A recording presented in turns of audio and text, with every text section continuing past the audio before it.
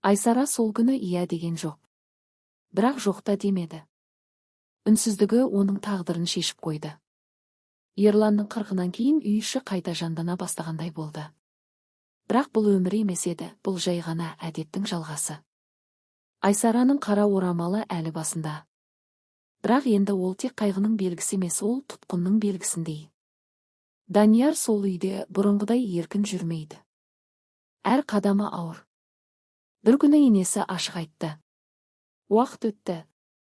Ел не дейді? Енді бір шешімге келу керек. Айсара үнсіз отырды. Сен енді осы үйдің келіні ғана емес, осы әулеттің аманатсың. Сол түні Айсара алғаш рет Даниярмен бір бөлмеде қалды. Екеуі екі бұрышта отыр. Араларында сөзсіз келісім, ауыр тыныштық. Кешір деді Данияр сыбырлап.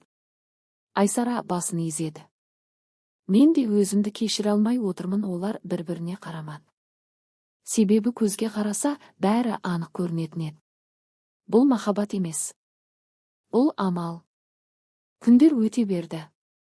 Ауыл үшін бәрі дұрыс болды. Жақсы болды, жесір қалмады.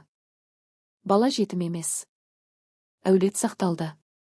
Ал Айсара үшін ше? Оның ішіндегі бір нәрсе күн сайын өшіп бара жатты. Бір күні кішкентай ұлы жүгіріп келді. Анашым, бұл енді әкем бе? Сол сұрақ жүрегін қақ айырды. Айсара жауап бере алмады. Тек баласын құшақтап үнсіз жылады. Данияр да өзгерді. Ол Айсараға ешқашан жақындауға тырыспады. Қолын ұстамады.